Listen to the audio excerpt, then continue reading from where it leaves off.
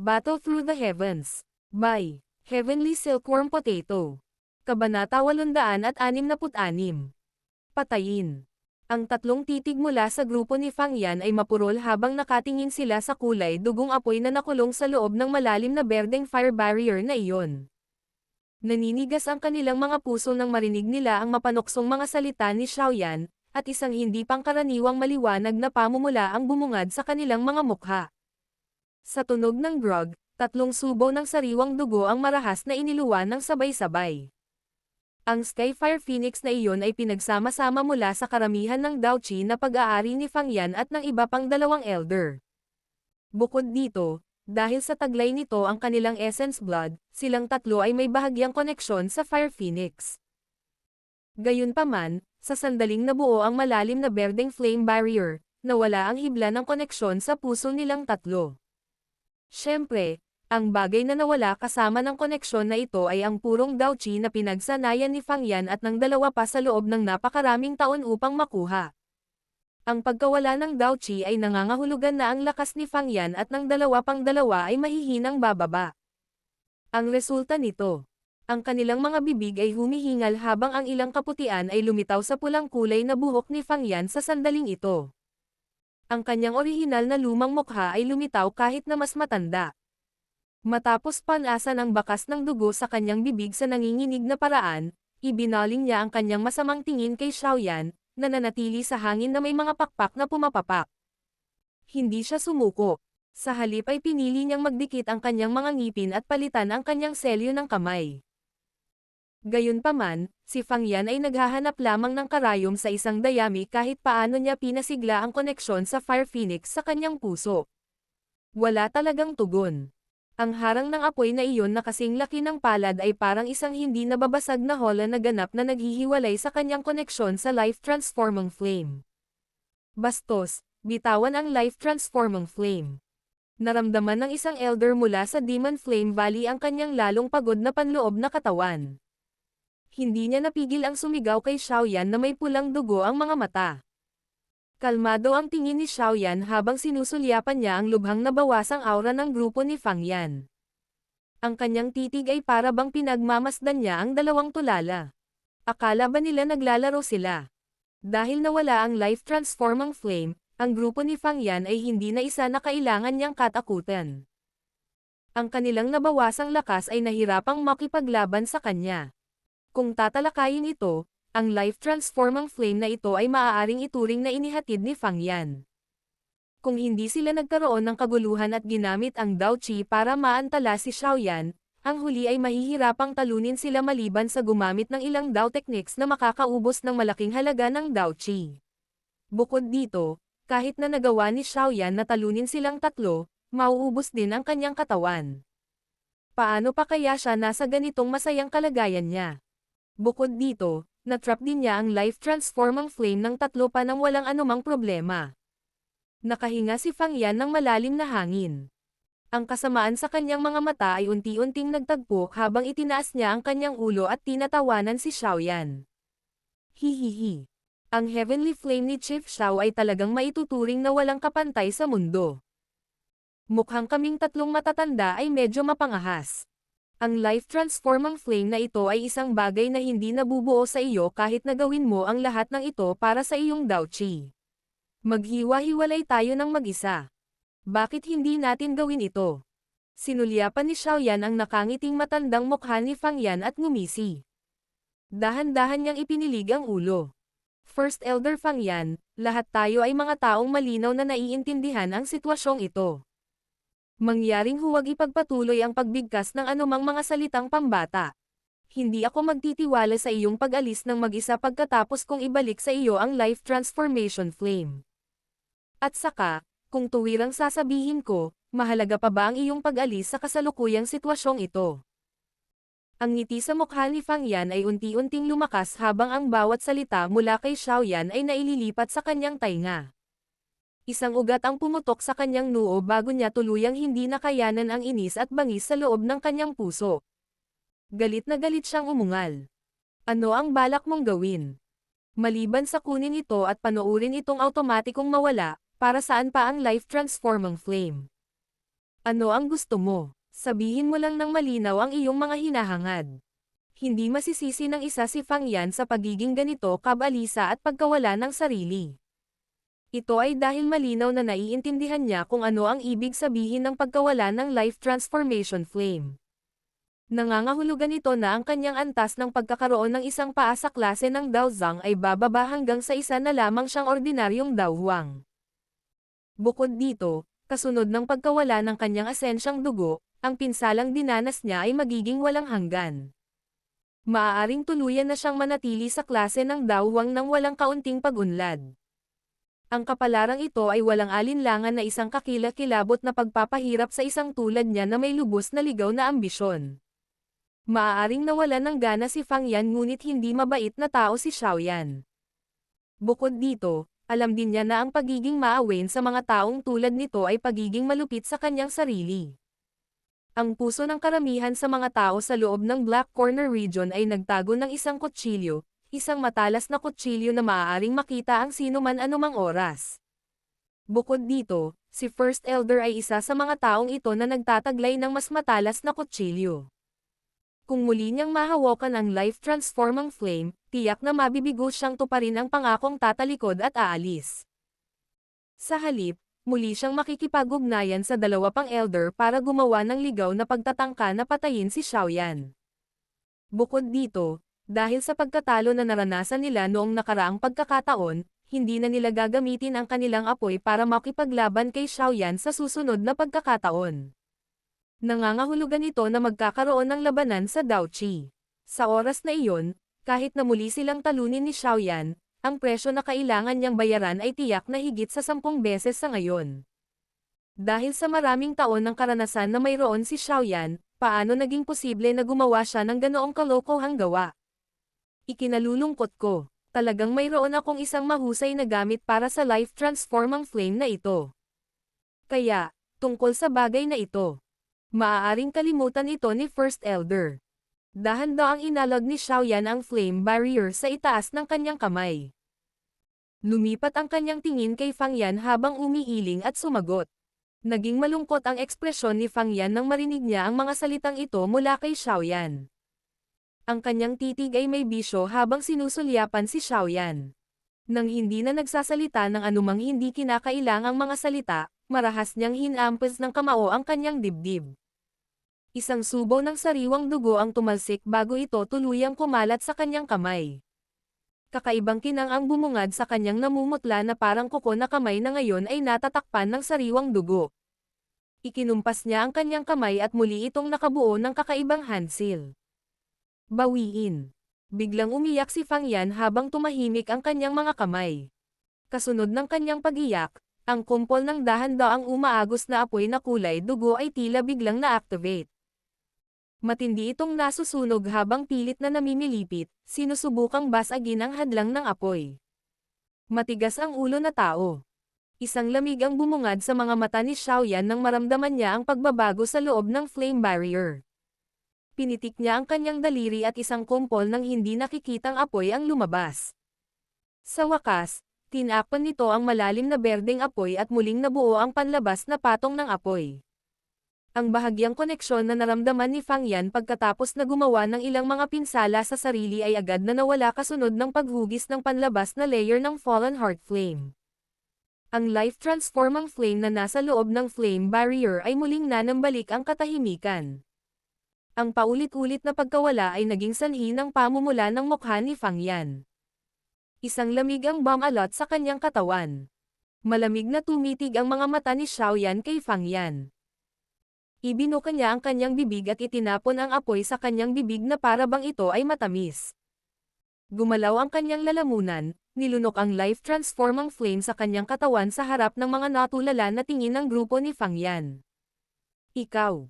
Baliw ka. Naglakas loob ka talagang lumunok ng apoy. Nang inig ang sulok ng bibig ni Fang Yan nang makita ang nakakabaliw na aksyon ni Xiao Yan. Ang loob ng katawan ng isang tao ay ang kanilang pinakamahinang punto. Kahit na ang isang piling tao na Daozang ay malamang na mapupunta sa isang lubhang kahabag-habag na kalagayan kung anumang bagay na sisingilan sa kanilang mga katawan. Gayunpaman, si Xiaoyan ay talagang nakalunok ng apoy na nagtataglay ng malaking mapanirang lakas sa kanyang katawan. Ang ganoong pagkilos ay talagang nakakabaliw. Marahang dumighay si Xiaoyan, nagbuga ng mainit na hangin habang ginagawa niya iyon. Ngumiti siya sa natulala na grupo ni Fang Yan. Bagamat ang loob ng katawan ng isang tao ang pinakamahinang lugar, ang loob ng katawan ni Xiaoyan ay may proteksyon ng dalawang heavenly flames, ang Green Lotus Core Flame at ang Fallen Heart Flame. Kung ito ay dumating sa isang kritikal na sandali, gagamitin pa niya ang bone-chilling flame na iniwan ni Yao Lao sa kanyang katawan. Sa ilalim ng proteksyon ng tatlong heavenly flames na ito, ang loob ng katawan ni Xiaoyan ay hindi natural na ligtas. Sa kasalukuyang sitwasyong ito, natural na hindi tatangkain ni Xiaoyan na makita kung kayang lumunin ng flame mantra ang life transformation flame na ito.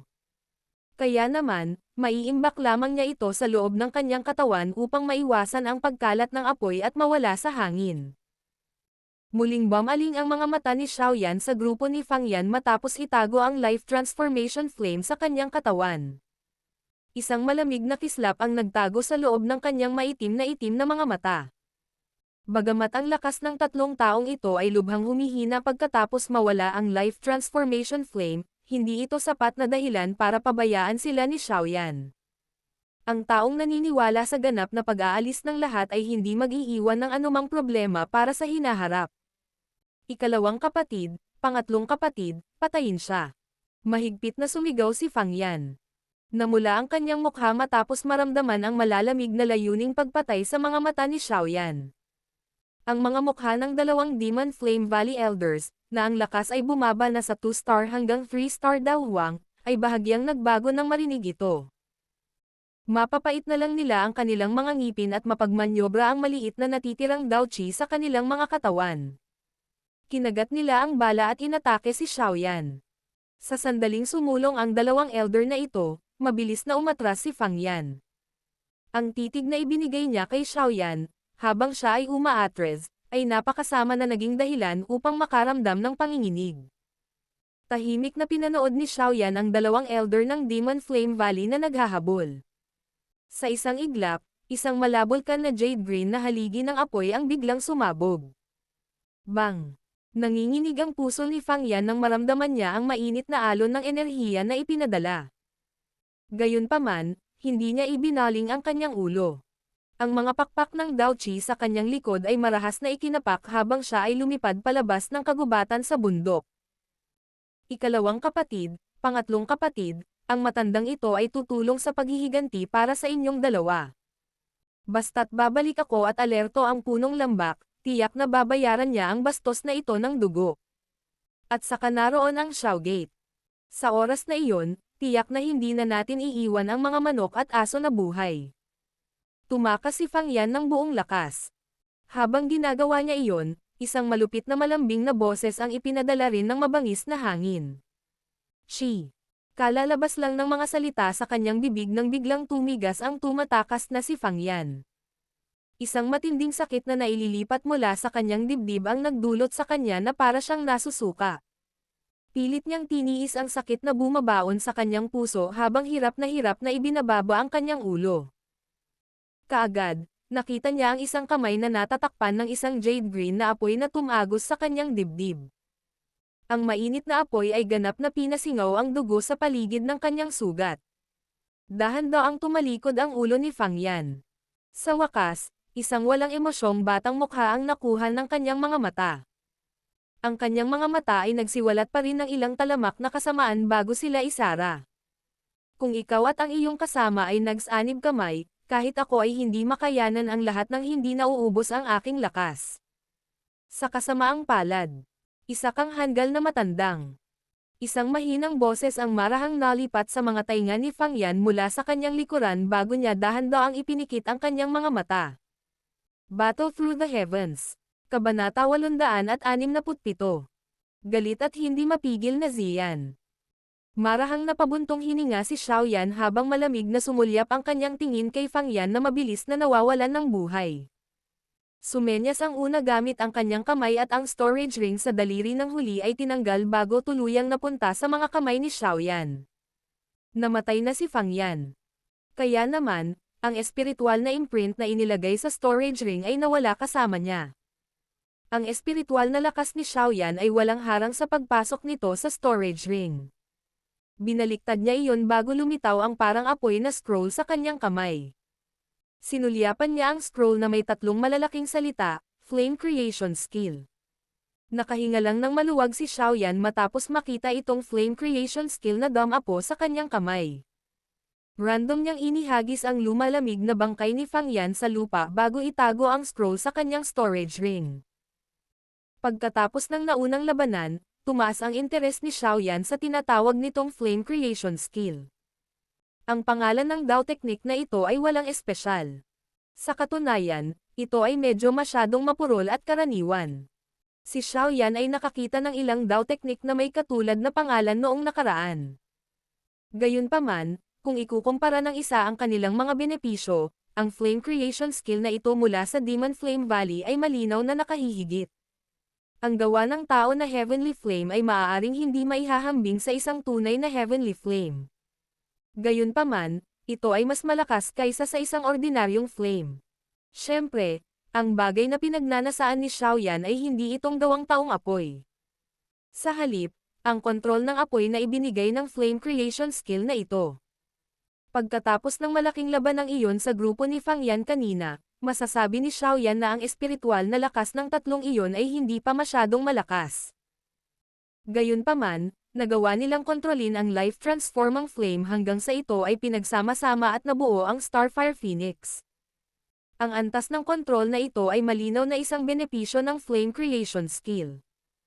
Kaya naman, kung isasagawa ni Xiaoyan ang Dao Technique na ito, ang kanyang antas ng kontrol sa Heavenly Flame ay malamang nabubuti ng husto.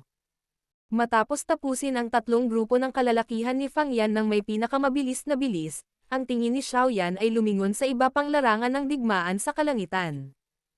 Isang malalim na tunog ang lumitaw sa kalangitan nang magsimula siyang tumingin sa paligid, kaya naakit nito ang tingin ni Xiaoyan. Bang! Ang lugar kung saan nagmula ang tunog ng pagsabog ng enerhiya ay ang battleground kung saan matatagpuan si Ziyan. Sa sandaling ito, medyo miserable siya sa ilalim ng pinagsamang pag-atake ni Moya at Chishan. Bagamat nakakatakot ang kanyang lakas, tila nagsasanay si Moya ng isang puwersang pagbabawas ng puwersa na partikular na nakatarget sa ganitong uri ng brute force. Sa tuwing maaalis ang kanyang lakas, mararamdaman ni Ziyan ang isang uri ng panlulumo na pakiramdam na para bang ang kanyang kamao ay tumama sa bulak. Ang tusong matandang si Chishan ay kukuha ng pagkakataon na maglunsad ng pag-atake. Kaya naman, siya ay nahulog sa isang panandaliang kawalan. Kung ang dalawa ay hindi natatakot sa kanyang nakakatakot na lakas, malamang na matagal na siyang natalo. Bang! Muling bumangga ang mga kamao ni Ziyan sa atake ni Moya. Gayunpaman, ang katawan ng kabilang partido ay umikot sa kakaibang paraan, at ang puwersa sa kamao ni Ziyan ay nawala sa kakaibang paraan. Si Chishan sa gilid ay nakakita kaagad ng siwang at biglang sumugod. Bumangga ang kanyang mga balikat sa katawan ni Ziyan. Ang lakas na biglang sumabog ay yumanig kay Ziyan hanggang sa napilitan siyang umatras. Ang mga paa ni Ziyan ay humakbang ng ilang hakbang sa langit bago niya dahan-dahang pinatatag ang kanyang katawan. Pinunasan ng kanyang maliit na kamay ang natirang bakas ng dugo sa gilid ng kanyang bibig habang bahagyang nakikita sa kanyang malahiyas na mga mata ang isang malabong kulay ube. Hindi mo kailangang tumulong. Ipaubaya mo sila sa akin. Pumunta ka at tulungan mo ang iba. Biglang ibinaling ni Ziyan ang kanyang ulo pagkatapos patatagin ang kanyang katawan. Marahan niyang kinausap si Xiaoyan na nagmamadaling lumapit. Sa sandaling ito, hindi na nagpapakita ang kanyang maliit na mukha ng kanyang karaniwang ngiti. Sa halip, ito ay isang kaseryosohan at katigasan ng ulo na nakatago sa kaibuturan ng kanyang mga buto. Nagulat si Xiaoyan nang marinig niya ang mga salita ni Ziyan. Maingat na dumapo ang kanyang tingin sa mukha ng una. Sa kasalukuyan, tila hindi na siya katulad ng malambing na dalagita na karaniwan niyang ginagawa. Sa halip, siya ay parang isang galit na hari ng hayop na nagpaplanong ipagtanggol ang pagmamalaki sa kanyang mga buto. Oo, hindi tinanggihan ni Xiaoyan ang mga salita ni Ziyan sa pagkakataong ito. Bahagya siyang tumango bago dahan-daang umatras.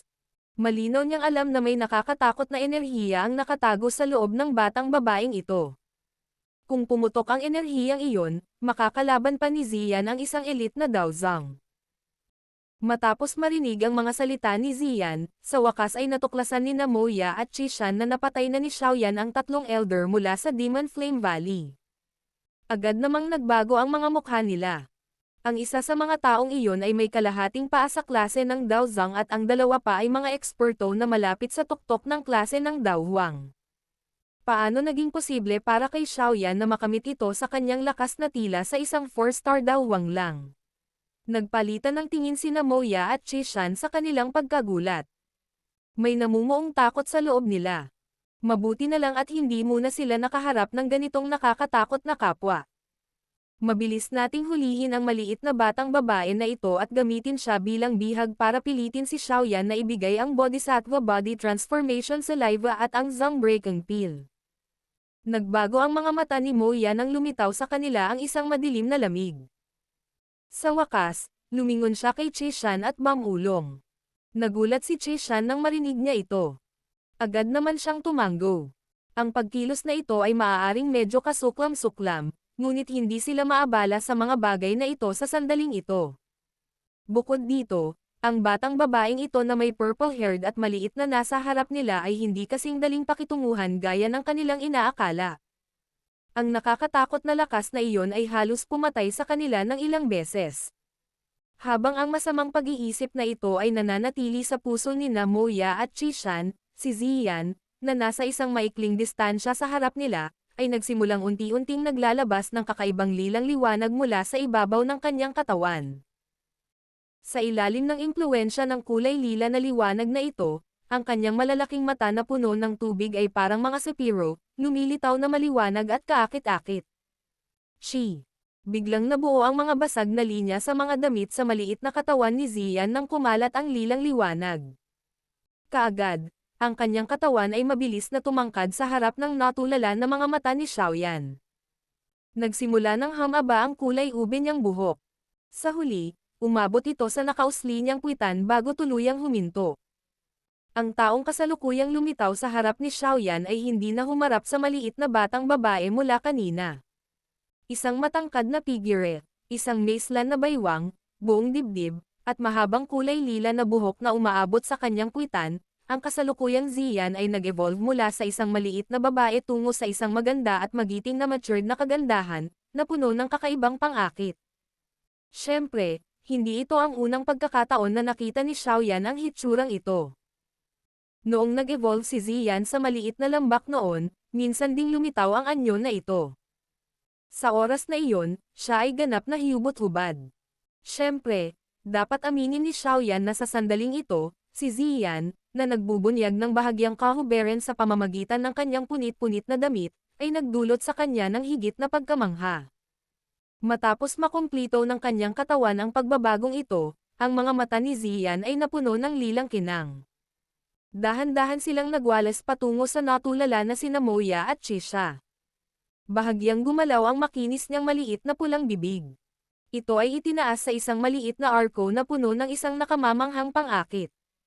Ang mga pakpak ng Daochi sa likod niya ay biglang na-flap at ang kanyang katawan ay lumitaw sa harap ni Moya sa paraang parang kidlat. Ang kanyang mahaba at lubhang nababaluktot na mga binti ay inindayog sa ulo ng huli ng walang anumang magarbong maniobra. Ang nakakatakot na lakas na nakapaloob sa kanyang welga ay nagpatalsik sa lahat ng hangin sa harap nito. Ang tila invisible air cannon ang unang narinig na ingay. Agad na naging pangit ang ekspresyon ni Moya nang maramdaman niyang ang nakakatakot na lakas ni Ziyan ay biglang tumaas ng higit sa 2 beses. Ang magkabilang kamay niya ay agad na nagpakita ng kakaibang tindig sa harapan niya nang mabilis niyang sinalubong ang lakas na iyon. Gayunpaman, sa pagkakataong ito, hindi nakamit ni Moya ang kaparehong tagumpay na ginawa niya noong huling pagkakataon. Nang ang mahabang binti ni Ziyan ay tumama sa kanyang kamay, ang nakakatakot na lakas ay brutal na winasak ang kanyang lakas sa pagbawas ng puwersa. Nang mawala ang force reduction na iyon, bumuhos ang nakakatakot na lakas ni Ziyan sa katawan ni Moya. Creak! Ang binti ni Ziyan ay tumama sa kamay ni Moya. Sa isang iglap, lumitaw ang isang alon ng mga tunog na nakakabasag ng buto. Ang ekspresyon ni Moya ay naging mabangis. Grog. Si Moya ay nagluwa ng isang subo ng dugo habang ang napakalaking puwersa na hindi mapipigilan ay dumagsa. Ang kanyang katawan ay bumaril na parang bola ng kanyan nang bumagsak ito sa lupa. Sa wakas, marahas niyang binasag ang kagubatan. Ang ripple na nalikha mula sa lakas ng kanyang paglapag ay winasak ang nakapaligid na kagubatan habang ang isang makapal na linyang basag ay kumalat na parang isang napakalaking ahas. Mula sa labas ng battleground, pinanood ni Xiaoyan si Moya na binugbog na parang patay na aso ni Ziyan sa isang sipa lang. Marahan siyang bumuga ng hangin. Pagkatapos nito, itinaas niya ang kanyang hinlalaki sa matured Great Beauty. Sa wakas, tumigil siya sa pagkagambala sa kanya at ibinaling ang kanyang tingin sa dalawa pang mahahalagang larangan ng digmaan. Ang aktibidad mula sa labanan ni Han Feng at Mo Tianxing kay First Elder Su Chen at sa Little Fairy Doctor ay malawak. Ang mga alon ng nakakatakot na enerhiya ay tumangay sa pamamagitan lamang ng isang pagtaas ng kamay, na naging sanhi ng paulit-ulit na pag-iiba ng espasyo. Ang mga tagalabas ay hindi nang ahas na pasukin ang lugar na natupok ng mga alon ng enerhiya na ito, natatakot na sila ay masangkot sa labanan. Nilaybot ng tingin ni Xiaoyan ang dalawang battleground na ito, at pinagsalubong niya ang kanyang mga kilay. Magkatulad ang lakas ni Mo Tianxing at Little Fairy Doctor, pareho ang lakas ng 4-star Daozang. Gayunpaman, ang Little Fairy Doctor ay lumilitaw na nakakuha ng mataas na kamay sa pamamagitan ng pag-asa sa kanyang hindi mahuhulaan na kasanayan sa lason. Si Xiaoyan ay hindi masyadong nag-aalala tungkol sa kanyang laban. Bagamat ang parehong partido ay 4-star Daozang, alam ni Xiaoyan na ang Little Fairy Doctor ay nagtataglay pa rin ng isang pamatay na hakbang, ang Woeful Poison Body. Kung ang bagay na ito ay aalisin sa pagkakaselyado, hindi dapat napakahirap na patayin si Mo Tianxing. Gayunpaman, ang labanan ni First Elder Su Chen ay hindi masyadong maganda. Kung ang isa ay magsalita tungkol sa lakas ni First Elder Su Chen, siya ay mas mahina kaysa sa Little Fairy Doctor at Mo Tianxing. Noon, ang kanyang lakas ay nasa paligid ng isang 2-star Daozang. Ang kanyang lakas ay bumuti sa loob ng ilang taon, ngunit ito ay nanatili lamang sa tuktok ng isang 4-star Daozang. Hindi magiging problema para sa kanya na harapin si Han Feng nang nakaraan gamit ang lakas na ito. Ngayon, gayunpaman, ang mga bagay ay naiiba. Matapos sumailalim sa isang buhay at kamatayang sakuna, hindi lamang hindi nawalan ng buhay si Han Feng, ngunit ang kanyang lakas ay sa halip ay tumaas hanggang sa punto kung saan ito ay maihahambing sa isang senior na Daozang na katulad ni Mo Tianxing. Kaya naman, ang First Elder Su Chen ay nahulog sa isang dehado sa kanyang pakikipaglaban kay Han Feng. Gayunpaman, walang masyadong mapanganib na nangyari. Bagamat mas malakas si Han Feng kaysa sa kanya, tiyak na imposible para kay Han Feng na patayin siya maliban kung binayaran ng una ang mataas na halaga. Kung ang isang tao ay hindi magtaya ng kanyang buhay at makisali sa isang buhay at kamatayan na labanan sa isang labanan sa pagitan ng Daozang, ang gayong labanan ay maaaring tumagal ng napakahabang panahon. Bukod dito, si Han Feng, Su Chen, at ang iba pa ay may kaunting pagkakaiba lamang sa lakas. Kaya naman, sila ay nakatakdang maging mahabang labanan. Gayunpaman, ito ay sa paunang kondisyon na walang mga tagalabas na namagitan. Ang taong ito, mukhang ang Hall of Souls ay nagbigay sa kanya ng kaunting tulong. Siguro kung ang kasalukuyang siya ay makakain ng isang Angry Buddha Lotus Flame. Bulong ni Xiaoyan sa kanyang sarili bago ang sulok ng kanyang bibig ay tahimik na umangat sa isang nakakatakot na ngiti. Ang kanyang mga mata ay tila nanlalamig habang tinitingnan niya si Han Feng, na mukhang lubos na ipinagmamalaki tungkol sa pagpilit kay Su Chen sa isang dehado. Battle Through the Heavens. Kabanata 868. Nakakatakot. Bang! Dalawang figure ng tao ang biglang nag-cross sa langit. Isang mahinang pagsabog na parang kulog ang umalangaw-ngaw sa kalangitan habang nagkadikit ang isang kamao at binti. Ang mga figure ay gumawa ng panandaliang pakikipagugnay bago sila mabilis na kumikislap at umatras. Medyo magulo ang mga yabag ng isang tao. Maliwanag, nakaranas siya ng kaunting pagkawala mula sa mabangis na banggaan na iyon. Hihihi. First Elder Su Chen. Talaga bang tinatrato mo ako tulad ng Hanfang noon? Dama pa ang mga paa ni Hanfang sa walang laman na hangin habang pinapatatag niya ang kanyang katawan.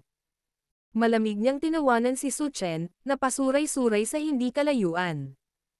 Ito ay hindi inaasahan na ang iyong lakas ay talagang tumaas sa loob ng ilang taon. Gayunpaman, ang maliit na taktika na ito ay malamang na hindi sapat kung nais mong talunin ang dating ako. Maaaring nahulog si Su Chen sa bahagyang disbentaha, ngunit hindi siya nawala sa sarili habang tumugon siya sa mahinang boses. Matanda, pinaglalaroan lang kita. Sa tingin mo ba ay nagtataglay lang ako ng maliliit na taktika na ito? Kung hindi nawala ang aking Sea Heart Flame, ang pagpatay sa iyo ay hindi nangangailangan ng maraming pagsisikap. Umiling si Hanfang. Gayunpaman, ang kanyang boses ay tumunog lamang ng ang isang hindi pangkaraniwang malakas, mainit na pagbabago-bago ng enerhiya ay biglang nalipat mula sa langit sa di kalayuan. Maging ang ekspresyon ni Hanfang ay bahagyang nagbago nang maramdaman niya ang kapangyarihan ng pagbabago-bago ng enerhiya na ito. Nagmamadaling bumaling ang kanyang tingin sa pinanggalingan nito bago biglang nanliit ang kanyang mga mata. Xiaoyan. Isang itim na balabal, binata ang nagpapakpak ng kanyang mga pakpak. Nasuspine siya sa ere sa direksyong tinitingnan ni Hanfang. Mayroong dalawang kumpol ng magkaibang kulay na apoy sa itaas ng kanyang mga kamay na nakikipag-ugnayan sa isa't isa. Nagpakawala sila ng mga alon ng sobrang ligaw at nakakatakot na marahas na enerhiya habang sila ay nagsanib. Si Hanfang ay hindi pamilyar sa ganitong uri ng sitwasyon. Noon, nasugatan siya ng Heavenly Flame Dao technique ni Xiaoyan. Napunta siya sa kahabag-habag na estado ng pag-alis ng kanyang kaluluwa sa kanyang katawan dahil sa pamamaraang ito. Kaya naman, marahas na nanginig ang kanyang puso nang malaman niya kung ano ang nangyayari. Malinaw niyang naunawaan na ang nakakagulat na lakas ng Fire Lotus na Dao technique ni Xiaoyan ay tiyak na magdudulot ng malaking pinsala kahit sa isang piling Dao Zhang. Habang naramdaman ni Hanfang ang mga kilos ni Xiaoyan, naramdaman din ito ni Mo Tianxing, na nagkakaroon ng matinding pakikipaglaban sa Little Fairy Doctor. Lumingon ang kanyang tingin at biglang nagbago ang kanyang ekspresyon nang makita ang pinagmulan ng enerhiya. Kasalukuyan siyang nakikipag-ugnayan ng Little Fairy Doctor at hindi maalis ang kanyang mga kamay. Walang alinlangan na isang napakasamang bagay kung si Xiaoyan ay sasali sa labanan sa sandaling ito. Hanfang, pigilan mo siya. Nanginig ang katawan ni Mo Tianxing sa sandaling naisip niya ang kanyang kapalaran kung lihim na atakihin ng nakakatakot na bagay na iyon. Dahil sa hindi niya magawang palayain ang kanyang sarili mula sa Little Fairy Doctor, galit na galit lamang siyang napasigaw sa direksyon ni Hanfang. Bahagyang kumunot ang mga kilay ni Hanfang pagkatapos niyang marinig ang sigaw ni Mo Tianxing. Kinagat niya ang kanyang mga ngipin at sinabing, si Fang Yan at ang dalawa pang basura ay hindi makaharang kahit isang tao. Umikot ang kanyang katawan. Nagsimula siyang magmadali patungo sa kinaroroonan ni Xiaoyan matapos tumunog ang kanyang mga salita. Tinatrato mo ba ang matandang ito bilang wala? Natawa si Su Chen habang kumikislap ang isang figure ng tao at lumitaw sa harap ni Hanfang sa sandaling gumalaw ang huli. Maligo ka, matandang hanggal na hindi mamamatay. Naging malamig ang ekspresyon ni Hanfang. Ikinaway niya ang kanyang manggas at isang malakas na Dao Chi pillar ang bumaril kay Su Chen. Bahagyang huminto ang mga yapak ni Su Chen. Pinisil niya ang kanyang manggas, at ang malambot na tela sa paligid nito ay naging parang metal na bagay na tumama sa haliging iyon. Nabasag ng kanyang manggas ang haligi sa gitna ng malakas at malinaw na pagsabog ng enerhiya. Mahirap talaga para sa matandang ito na talunin ka. Gayunpaman, hindi ito dapat maging malaking problema kung nais kong pigilan ka. Ngumiti si Su Chen kay Hanfang habang ang kanyang maringal na Dao Chi ay lumundag na parang bahaghari. Nag-transform ang kanyang katawan sa isang kidlat na naglalaman ng nakakatakot na momentum habang sumugod siya kay Hanfang.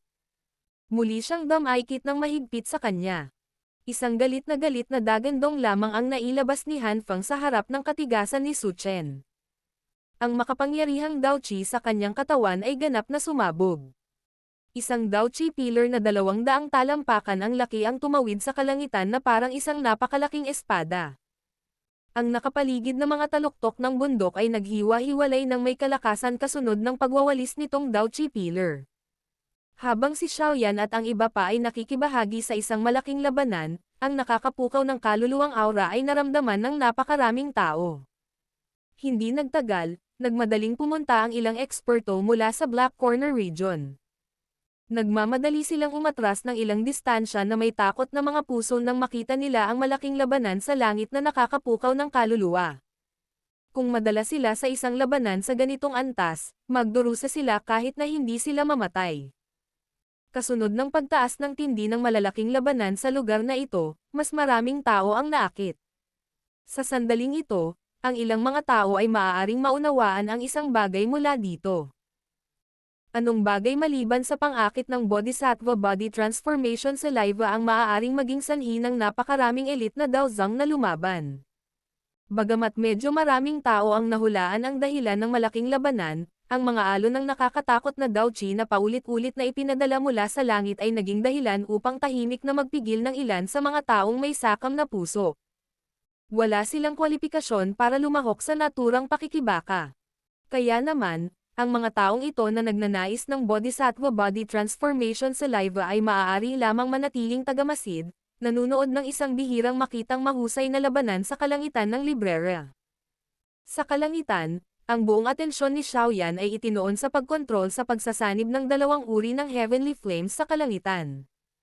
Sa kanyang kasalukuyang lakas, ang pagsasama ng isang angry Buddha Lotus Flame na naglalaman ng dalawang uri ng heavenly flames ay isang bagay na sanay na siya. Wala nang walang magawa at banyagang pakiramdam ng kontrolin niya ito. Kaya naman, ang Green Lotus Core Flame at ang Fallen Heart Flame ay mabilis na nagsanib sa ilalim ng suporta ng kanyang makapangyarihang spiritual strength. Bang! Isang magandang figure ang sumilay sa kalangitan sa paraang parang kidlat.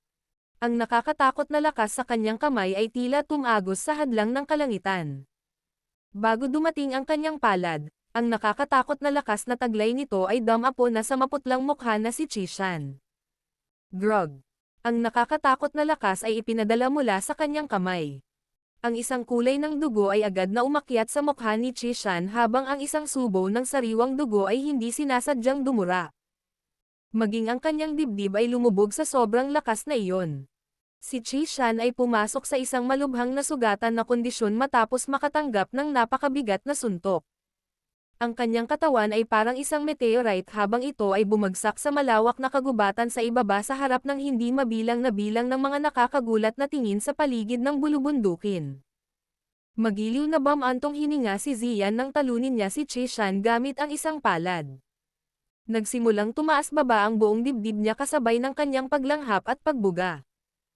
Ang lilang liwanag sa kanyang katawan ay biglang sumabog at ang mature, kaakit-akit at magandang katawan ni Ziyan ay nagsimulang lumiit sa gitna ng lilang pagsabog na ito. Ang pag-urong ay nagpatuloy ng ilang sandali. Ang matured na kagandahan ay muling bumalik sa maliit na batang babae sa harap ng hindi mabilang na bilang ng mga natulala na mga tingin. Bahagyang namutla ang mukha ni Ziyan matapos bumalik sa kanyang orihinal na anyo. Malinaw, ang pagbabagong anyo kanina ay napagod sa kanya. Pinunasan ni Ziyan ang pawis sa kanyang makinis na noo. Lumipat ang kanyang tingin sa direksyon ni Xiaoyan. Sa sandaling ito, ang dalawang kulay na apoy sa kanyang kamay ay ganap na nagsanib. Isang palm-sized jade green fire lotus ang lumitaw sa itaas ng kanyang kamay. Ang jade green fire lotus ay nakabitin sa itaas ng kamay ni Xiaoyan habang dahan-dahan itong umiikot. Naglabas ito ng mahinang kinang na tila perpekto at walang kamali-mali na likhang sining, parehong maganda at kaakit-akit. Gayunpaman, ang kagandahang ito ay nagtago ng isang mapanirang enerhiya. Nakahinga ng maluwag ang puso ni Xiaoyan nang makita niyang nahuhubog ang apoy na lotus. Dahan-dahan niyang itinaas ang kanyang ulo at ngumiti kay Ziyan sa di kalayuan. Sa isang pitik ng kanyang kamay, isang medicinal pill ang inilabas bago lumapag sa harap lamang ng huli. Ininom ni Ziyan ang medicinal pill nang walang pag-aalinlangan. Iginalaw niya ang kanyang katawan at nagpakita sa tabi ni Xiaoyan. Ang mga mata niyang iyon ay nagpahayag ng pag-iingat habang pinagmamasdan niya ang mga nakapaligid na nagmamasid sa bulubundukin. Mabuti ang ginawa mo. Tinapik ni Xiaoyan ang maliit na ulo ni Ziyan at pinuri siya. Agad na umangat ang kanyang mukha habang sumulyap sa pagitan ng battleground ni Mo Tianxing at Han Fang. Isang malinaw na boses na naglalaman ng Daochi ang umalangaw-ngaw sa kabundukan. Sect Leader Mo, Han Fang, sino ang handang tumanggap nito? Dahil sa boses ni Xiaoyan, nagbago ang mga ekspresyon ni Han Fang at Mo Tianxing, na nasa labanan. Ang kanilang mga kalaban ay hindi ordinaryong tao at kailangan nilang ituon ang kanilang buong atensyon sa labanan. Wala ni isa sa kanila ang nang-ahas na magambala. Kung gagamitin ni Xiaoyan ang nakakatakot na malakas na Fire Lotus na Dao technique para palihim na hampasin sila, malamang na ang kanilang kapalaran ay magiging napakahirap. Kung hindi sila maingat, ang kanilang mga kalaban ay hahawakan ang kanilang mga bukas at maghahatid ng isang nakamamatay na suntok. Ang kaisipang ito ay lumitaw sa kanilang mga puso sa paraang parang kidlat. Si Mo Tianxing ay nakalaya mula sa Little Fairy Doctor makalipas ang ilang sandali. Nagmamadali siyang ngumiti at sinabi kay Xiaoyan. Sect Leader Xiao, mangyaring huwag magmadali. Napatingin si Xiaoyan kay Mo Tianxing. Nakangiti siya habang nagtatanong. Gusto ba ng Sect Leader Mo na magpatuloy sa pakikipaglaban? Laming-galinga ang mga mata ni Mo Tianxing sa paligid at lumubog ang kanyang puso. Hindi niya inaasahan na mabilis na mapapatay ni Xiaoyan ang tatlong elder mula sa Demon Flame Valley, na naging dahilan upang maging masama ang sitwasyon. Siya ay nahulog na sa isang dehado sa pakikipaglaban sa Little Fairy Doctor. Kung si Xiaoyan, kasama ang kanyang walang katapusang trump card ay dadagdag, ilang oras na lang bago sila matalo. Mabilis na lumundag ang mga mata ni Mo Tianxing. Pagkaraan ng ilang sandali, napabuntong hininga na lamang siya, itinaas ang kanyang mga kamay kay Xiaoyan at sinabing, talagang karapat-dapat kang maging pinuno ng Xiaogate. Ang ninuno na ito ay nakaranas na ng ganitong mga taktika. Kalimutan mo na ito. Ang Black Emperor Sect ay hindi na makikialam sa usapin ngayon. Ang kaguluhan ay agad na napukaw sa paligid ng bulubundukin matapos ang mga salita ni Mo Tianxing ay tumunog. Maraming gulat na tingin ang dumaan patungo sa nakaitim na binata, na natakot sa isang piling daozang sa isang pangungusap. Ang gayong prestihiyo ay hindi isang bagay na maaaring makamit ng isang ordinaryong tao. Ang pinuno ng Xiaogate ay talagang nagtataglay ng nakakatakot na kakayahan na kahit ang isang piling tao na daozang ay matatakot, kahit papaano iyon ang sinasabi ng mga tsismis. Ang mga salita ni Mo Tianxing ay natural ding lumutang sa mga tainga ni Han Fang. Ang kanyang ekspresyon ay agad na naging sobrang pangit. Dahil nawala si Mo Tianxing para pigilan ang Little Fairy Doctor, paano niya haharapin ang dalawang daozang gayon din si Xiaoyan, na naghihintay na sugurin mula sa likuran, ng mag-isa. Battle Through the Heavens.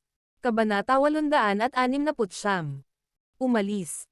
Napangiti si Xiaoyan matapos mapanood si Mo Tianxing na dahan-dahang umatras.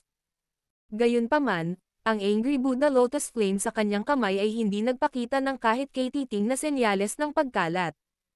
Sa halip, sa ilalim ng pagpapasigla ng Daochi sa loob ng kanyang katawan, ito ay naging mas madilim na berde. Bukod dito, sinamantala rin ng Little Fairy Doctor ang pagkakataon na humarap sa tabi ni Xiaoyan, pinoprotektahan siya. Ang kanyang malinaw na malamig na tingin ay nakalok sa umaalis na si Mo Tianxing. Ang mga salita ng matatandang fox na ito ay walang anumang bagay na mapagkakatiwalaan. Gayunpaman, hindi nang ahas si Mo Tianxing na maglaro sa harap ng mga grupo ni Xiaoyan na nagbabantang tingin. Masunurin siyang umatras ng ilang distansya bago inilibot ang tingin sa kalangitan. Ang kanyang ekspresyon ay hindi sinasadyang nagbago matapos mabigang matuklasan ang anumang bakas ni Moya at Chishan. Kaagad, nagmamadaling lumibot ang kanyang tingin sa buong paligid. Gumalaw ang kanyang katawan makalipas ang ilang sandali, naging isang sinag ng liwanag habang nagmamadaling pumunta sa lugar kung saan nakalapag si Moya kanina.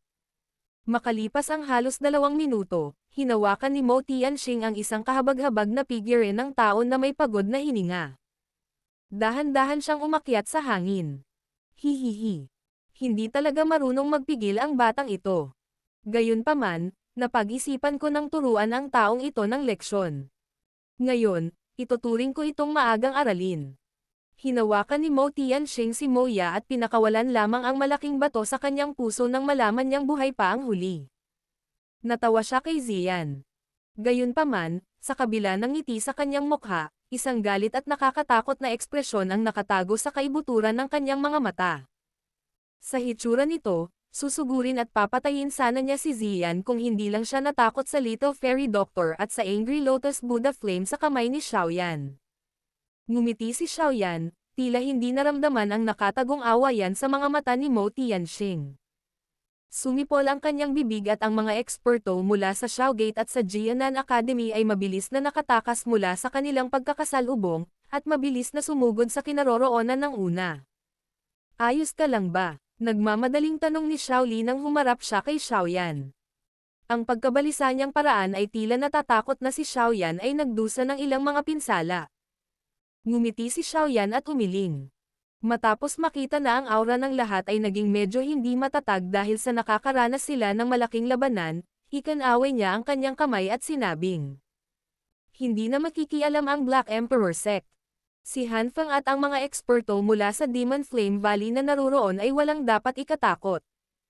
Tumawa si Xiaoli. Puno ng takot ang kanyang tingin habang sinusulyapan niya ang apoy na lotus sa kamay ni Xiaoyan. Naglalabas ito ng nakakatakot na enerhiya na naging sanhi ng pagkabalisa ng kanyang buong katawan. Tumawa siya. Talagang may kakayahan kang takutin si Mo Tianxing nang hindi man lang umaatake.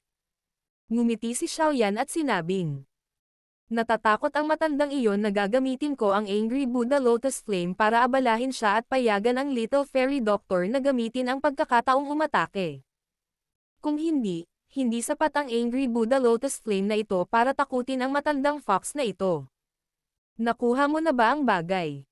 Malabo namang tumanggaw si Xiaoli bago kaagad gumamit ng boses na naririnig lang nilang dalawa para magtanong. Tumawa ng mahina si Xiaoyan bago ibinaba ang kanyang baba sa harap ng nagulat na mga mata ni Xiaoli. Sect leader mo, hindi ka dapat malinlang ng batang ito. Ang iyong mga kilos ngayon ay nakakasakit na sa kanya. Kahit na hindi kanya pahihirapan ngayon, tiyak na darating siya at hahanapin ka sa hinaharap. Paano mo sila haharapin ng mag-isa? Ang malamig na sigaw ni Hanfeng ay biglang umalangaw-ngaw sa kalangitan habang nag-uusap sina Xiaoyan at Xiaoli. Sa wakas, nailipat ito sa mga tainga ni Mo Tianxing. Kumunat ang noo ni Mo Tianxing nang marinig niya ang mga salita ni Hanfeng. Agad siyang nagsalita sa mahinahong paraan. Ito ay isang bagay ng aking sekta at hindi mo kailangang istorbohin ito. Bagamat ang iyong pangako sa akin ay kaakit-akit, ito ay nasa paunang kondisyon na mayroon akong buhay upang tamasahin ito. Kaya't dapat mong ipagtanggol ang iyong sarili. Dahil sa katalinuhan ni Mo Tianxing, natural na batid niya na ang kanyang lakas ay maaaring katumbas lamang ng sa Little Fairy Doctor. Kung isasama si Xiaoyan, na nagtataglay ng nakakagulat na lakas, tiyak na matatalo siya. Bukod dito, ang kapalaran ng pagkatalo ay maaaring mangahulugan ng pagkawala ng kanyang lumang buhay. Hindi na kailangang pag-isipan ni Mo Tianxing kung pipiliin ba siya sa pagitan ng kanyang buhay at tukso. Ang mga salita ni Mo Tianxing ay naging sanhi ng pagkibot ng mukha ni Hanfeng. Matapos sampay ng matandang bastos sa kanyang puso, binawi niya ang kanyang katawan mula sa pagsupil ni Su Chen. Malinaw na naunawaan ng puso ni Hanfeng na kung talagang hinugasan ni Mo Tianxing ang kanyang mga kamay, wala siyang ibang pagpipilian kundi ang tumakas para sa kanyang buhay. Kung tutuusin, hindi niya kayang makipaglaban sa dalawang piling Daozang. Bukod dito, mayroong Xiaoyan na handang ihagis ang nakakatakot na Fire Lotus na Dao skill anumang oras. Kung siya ay patuloy na nasasangkot sa ganoong sitwasyon, maaari lamang siyang ilarawan na naghahanap ng kamatayan. Naunawaan din ni Hanfeng, na nag-ulo rin sa loob ng Black Corner region sa loob ng maraming taon, na wala nang mas mahalaga pa sa buhay niyang ito. Xiaoyan, huwag mong isipin na magiging okay ka sa pamamagitan ng paghawak sa Bodhisattva Body Transformation Saliva. Hindi ako susuko. Ngayon, napatay mo ang 3 elder mula sa Demon Flame Valley. Hindi ka pa kakawalan ng Old Ground Demon Ghost. Sa oras na iyon, tiyak na mahihirapan kang makatakas sa kamatayan kahit na nasa likod mo ang Academy. Binawi ni Hanfeng ang kanyang katawan at mabilis na lumikha ng ligtas na distansya sa pagitan ng grupo ni Su Chen at Xiaoyan. Lumipad ang tingin niya sa kanya bago sumili ang isang mabangis na ngiti sa kanyang mga mata habang siya ay nagpakawala ng isang matalim na sigaw. Hindi itinago ni Han Fang ang kanyang sigaw. Sa makatuwid, ang kanyang mga salita ay agad na nahulog sa maraming mga tainga sa nakapalibot na bulubundukin. Ang mga pribadong pag-uusap ay sumiklab sa isang iglap. Ang Bodhisattva Body Transformation Saliva ay nasa mga kamay ni Xiaoyan. Xiaoyan. Iyan ba ang pinuno ng Xiaogate? Hihihi, ang Bodhisattva Body Transformation Saliva ay talagang isang magandang bagay. Kung gusto ng isang tao na umalis kasama nito ng ligtas, ang isa ay dapat magkaroon ng kaunting kakayahan. Napakunot ang noo ni Xiaoyan nang marinig niya ang pribadong pag-uusap sa paligid ng mga bundok. Naramdaman niya ang mga matako na titig na ibinabato mula sa lahat ng direksyon. Agad niyang sinulyapan si Han Fang sa malamig na paraan. Ang huli ay malinaw na inilabas ang impormasyong ito sa layunin. Ang kanyang layunin ay gawing kaaway ng lahat ang grupo ni Xiaoyan. Xiaoyan, umalis ka kaagad. Ang balitang ito ay malamang na maging sanhi ng pagkainggit sa maraming tao. Sa pamamagitan lamang ng pagbabalik sa Jianan Academy ay maituturing na ligtas. Ang figure ni Su Chen ay mabilis na lumitaw sa tabi ni Xiaoyan habang nagsasalita siya ng may tame-time na ekspresyon. Sino ang Old Ground Demon Ghost? Tanong ni Xiaoyan na medyo hindi sigurado. Ang nagtatag ng Demon Flame Valley. Bukod dito, maaari din siyang ituring na isang tunay na matandang tao sa loob ng Black Corner region. Mas naunang henerasyon pa siya kaysa kay Mo Tianxing. Kung iisipin, maaari pa nga siyang sabihin na eksperto siya sa henerasyon ng punong guro. Siyempre, itong Old Ground Demon Ghost na ito ay natural na mas mababa kaysa sa kapangyarihan ng Headmaster, ayon sa kanya. Nagtataglay ng lakas ng 5-star hanggang 6-star daw Zhang. Bahagyang nagbago ang ekspresyon ni Su Chen nang banggitin ang pangalang ito. Bahagya siyang nag-alinlangan bago nagpaliwanag sa kanya sa malalim na boses. Isang 5-star hanggang 6-star daw Zhang. Ha! Nag-iba din ang ekspresyon ni Xiaoyan nang marinig niya ito. Malamang na ang isang Angry Buddha Lotus Flame na nabuo mula sa pagsasama ng dalawang uri ng Heavenly Flames ay mahihirapang masaktan ang isang eksperto sa ganoong antas. Ito ay hindi inaasahan na ang Demon Flame Valley ay talagang nagtataglay ng ganoong eksperto. Kumunat ang noo ni Xiaoyan at mahinang bumantong hininga. Hindi ka rin dapat masyadong mag-alala. Ang Old Ground Demon Ghost na ito ay madalas na nagsasagawa ng mga pag-iisa. Bukod dito, magsasagawa siya ng mga paglilinang mula dekada hanggang dekada. Siya ay bihirang magpakita kung ito ay hindi isang bagay na may kinalaman sa kaligtasan ng Demon Flame Valley. Tsaka, kahit na siya ay lumitaw, ang matandang iyon ay maaaring walang lakas ng loob na gumawa ng anuman sa aking Jianan Academy.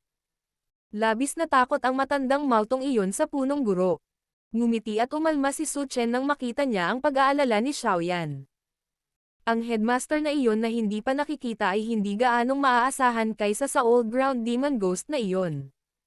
Sa maraming taon ko sa Jianan Academy, hindi ko pa rin alam ang hitsura niya. Hindi sinasadyang tumawa si Xiaoyan nang marinig niya ito. Ubo. Ito, ang punong guro ay talagang napakahiwaga. Ang matandang iyon ay mahilig maglakbay sa iba't ibang lugar. Iyon. Sa totoo lang, kahit ako ay hindi pa siya nakikita sa loob ng mahigit isang dekada. Tuyong umubo si Su Chen. Gusto niyang magpaliwanag ng kaunti ngunit hindi niya sinasadyang nagreklamo sa huli. Pinunasan ng mga manggas ni Xiaoyan ang malamig na pawis sa kanyang noo habang walang magawa siyang umiling. Bahagyang naging siksik ang kanyang titig habang tinatangay nito si Han Fang sa kalangitan. Pagkatapos nito, bahagyang tumanggo siya at sinabing, "Kalimutan mo na iyon. Wala akong pakialam. Bumalik tayo sa Jianan Academy." Bagamat gusto talaga ng puso ni Xiaoyan na patayin ng Little Fairy Doctor at First Elder Su Chen si Han Fang, hindi angkop ang ganitong sitwasyon. Pagkatapos ng lahat, ang Little Fairy Doctor at First Elder Su Chen ay kailangang pagod na pagod kung gusto nilang patayin si Han Fang. Sa sandaling nawala ni Xiaoyan ang mahusay na lakas sa pakikipaglaban ng dalawang ito, malamang na kahit siya ay hindi magkakaroon ng kumpiyansa na matagumpay na maibalik ang Bodhisattva Body Transformation Saliva sa Jianan Academy. Nakahinga rin ng maluwag si Su Chen nang makita niyang walang balak si Xiaoyan na salakayin si Han Feng. Nakipagpalitan siya ng suntok kay Han Feng kanina, at malinaw na naiintindihan niya kung gaano kahirap at tuso ang huli. Sa oras na iyon, makakaranas sila ng ilang mga pinsala kahit na pinatay nila siya. Sa ganitong sitwasyon kung saan pinagmamasdan sila ng lahat na may masamang hangarin, anumang pagkalugi na kanilang naranasan ay tiyak na mag-aapoy sa kasakiman sa puso ng ilang tao. Pagdating sa ganyan, talagang walang katapusang gulo. Tara na. Marahang iwinagayway ni Xiaoyan ang kanyang kamay at nagsama-sama ang mga eksperto mula sa Xiaogate at Jianan Academy. Maingat nilang pinag-aralan ang kanilang paligid bago sumugod ang grupo sa direksyon ng Jianan Academy sa ilalim ng utos ni Xiaoyan sa harap ng mga mata ng lahat. Dahil natatakot silang may maglunsad ng sneak attack, hindi ikinalat ni Xiaoyan ang Angry Buddha Lotus Flame sa kanyang kamay. Sa halip, inilagay niya ito sa itaas ng kanyang ulo, dahilan upang magmukha itong lampara. Pinigilan ng mainit na liwanag na iyon ang kasakiman sa puso ng napakaraming tao. Ang pag-alis ng grupo ni Xiaoyan ay nagdulot ng malaking kaguluhan. Ang mga tingin ng maraming tao ay nagtagal sa pagitan ng kasakiman at takot. Sa wakas, napakaraming tao ang hindi nakayanan ang kasakiman sa kanilang mga puso, kaya tahimik silang sumunod mula sa malayo. Nakatayo si Han Feng sa kalangitan. Madilim at malamig ang kanyang tingin habang nakatitig sa likuran ng grupo ni Xiaoyan, na nagsisimula ng mawala. Ilang saglit pa, malamig siyang tumawa at lumakas ang lakas ng pagsipsip. Agad namang lumipad ang tatlong bangkay na kanina pa binawian ng buhay bago nanatiling nakabitin sa kanyang harapan. Nilaybot ng tingin ni Han Feng ang bangkay ni Fang Yan at ng dalawang elder, na nanlalamig na. Lalong tumindi ang kakapalan ng mga mata niya. Napaawang ang bibig niya upang bumuo ng isang ngiti, na nagpapakita ng mapuputing ngipin. Bulong niya sa sarili. Aking Batihing Junior, sana, matagumpay mong maibalik ang Bodhisattva Body Transformation Saliva sa Jianan Academy.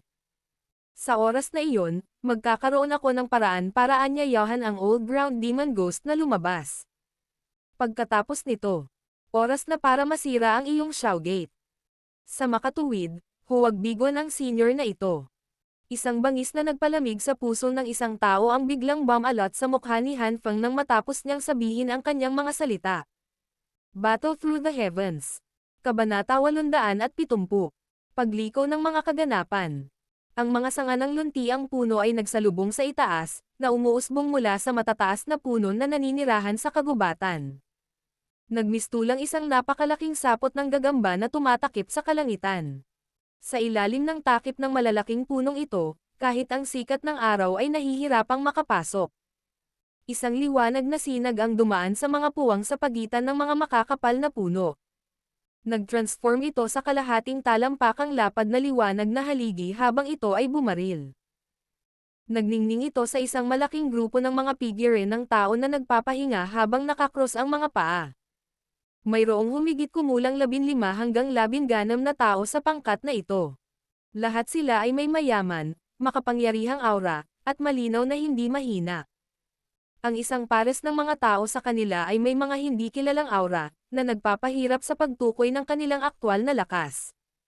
Gayunpaman, mula sa antas ng paggalang sa mga mukha ng mga tao sa paligid, malinaw na ang mga taong ito ang core ng grupong ito. Bang! Ang isang pares ng mga muffled na tunog ay biglang lumitaw sa malayong tahimik na kagubatan. Kaagad, sumunod ang mga tunog ng pisikal na laman na nahuhulog sa lupa. Ang isa ay tila nakakarinig ng ilang kahabag-habag na iyak. Gayunpaman, hindi gumagalaw ang mga taong nakaupo sa lupa. Hindi nila pinansin ang kaawa-awang mga iyak na pumupuno sa kanilang mga tainga. Makalipas ang ilang minuto, may ilang figure ng tao ang sumilay mula sa masukal na kagubatan bago dumaong sa ilang bakanteng lupa. Lumuhad sila sa isang binatilyong nakasuot ng itim na damit at sinabing, "Chief, iyong mga kasama sa likod, na medyo malapit, ay tahimik naming inalis." Sa wakas ay iminulat ng binata na nakaitim ang kanyang mga mata nang marinig ang mga salitang ito. Nagpakita siya ng isang pares ng parang tinta na mga estudyante at tumango bago nagpakawala ng malamig na tawa. Ang mga taong ito ay talagang napakawalang ingat. First Elder, gaano katagal pa kaya bago tayo makarating sa Jianan Academy? Kung walang nangyaring aksidente, baka maabot natin ito kinabukasan. Isang matandang may puting buhok sa tabi ng binata na nakasuot ng itim ay ngumiti at sinabing, "Buti na lang at marami tayong tao sa tabi natin. Kung hindi, naabala kami ng mga langaw na iyon hanggang sa nahirapan tayong magpahinga." Ngumiti din ang binata na nakasuot ng itim. Inangat niya ng kaunti ang kanyang ulo upang ipakita ang isang pamilyar na batang mukha sa mainit na sikat ng araw.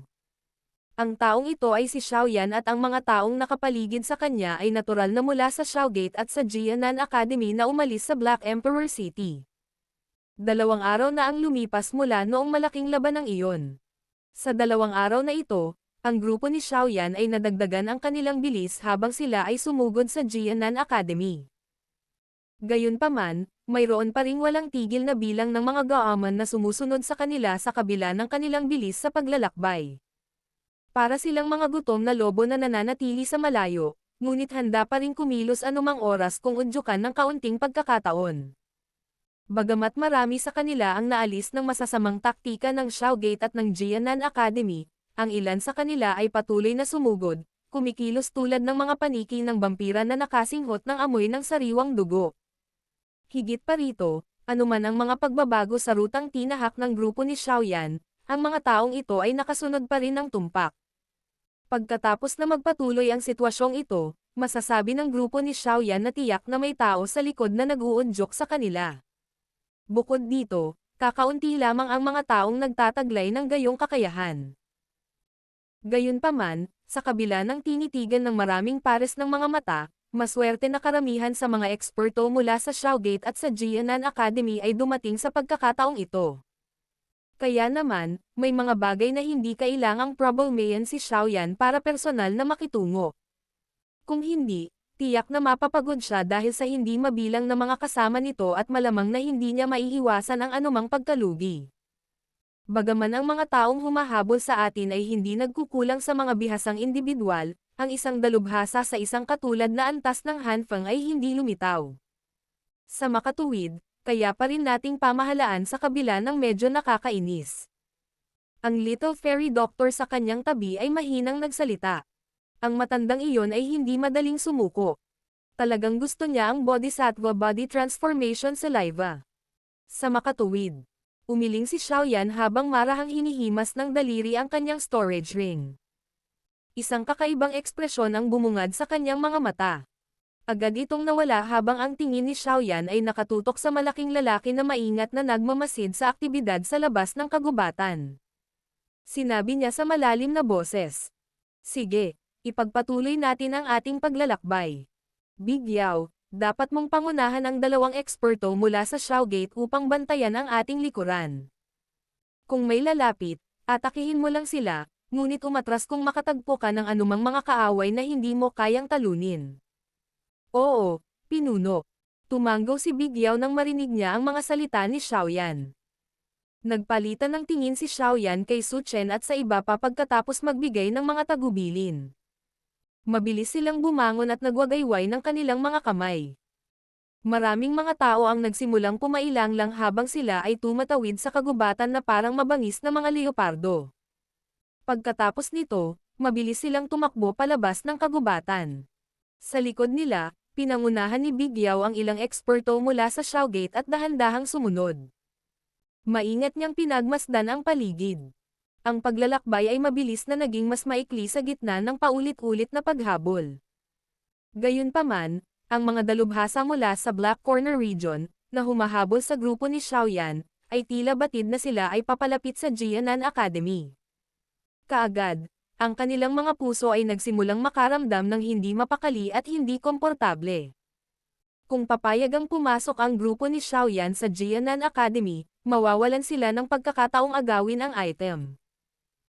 Kaya naman, dumarami ang kasakiman ng mga tao ang nanag sa kanilang pangangatwiran nang magsimula silang magpakawalan ng iba't ibang palihim na pag-atake sa grupo ni Xiaoyan.